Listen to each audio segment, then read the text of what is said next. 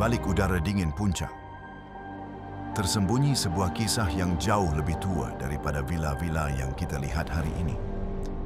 Tempat ini bukan lahir sebagai kawasan wisata. Ia bermula dari kekhawatiran terhadap penyakit, kekhawatiran terhadap kesakitan, dan pencarian sebuah tempat bernama Buitenzorg, tempat tanpa kekhawatiran. Disinilah cerita Wisma dimulai.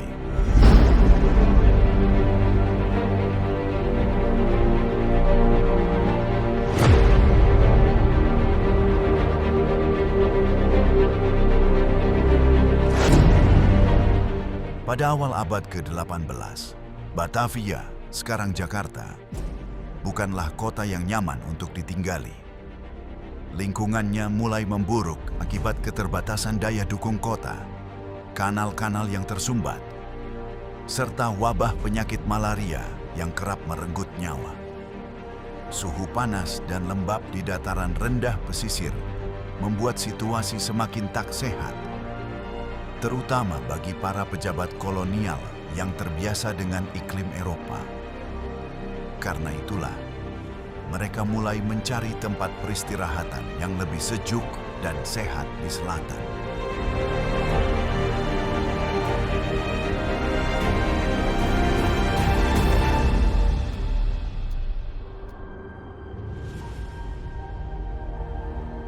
Kisah kawasan Puncak dimulai dari kegelisahan Gubernur Jenderal Gustav Willem Baron van Imhoff. Ia memutuskan membangun pesanggerahan di daerah yang sejuk, sekitar 60 km di selatan Batavia. Pada tahun 1745, ia membeli tanah di kaki gunung dan mendirikan Buitenzorg, artinya bebas dari kesulitan, yang menjadi cikal bakal Istana Bogor. Buitenzorg dirancang sebagai pusat peristirahatan sekaligus pusat administrasi kolonial yang baru. Disinilah kemudian berdiri Eslandsplantentuin yang menjelma menjadi Kebun Raya Bogor, pusat penelitian botani kelas dunia pada zamannya. Van Imhoff juga membuka kawasan Puncak untuk pertanian dan perkebunan.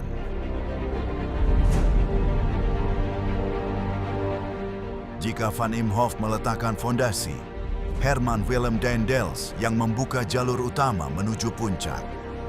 Ia menggagas pembangunan jalan raya pos, De Grote Postweg, untuk memudahkan transportasi, mempercepat pengiriman pesan, dan memperkuat pertahanan militer melawan ancaman Inggris.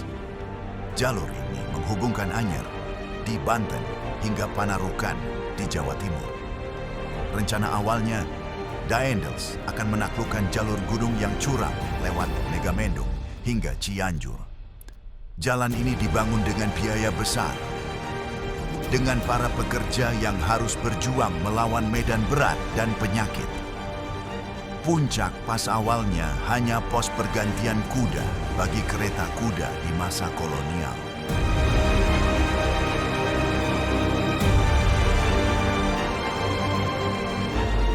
Memasuki pertengahan abad ke-19, priangan berubah. Teh mulai ditanam. Lalu hadir tanaman yang pernah dianggap penyelamat manusia dari malaria, kina. Para pengusaha Eropa berdatangan. Mereka dikenal sebagai pre-Anger planters.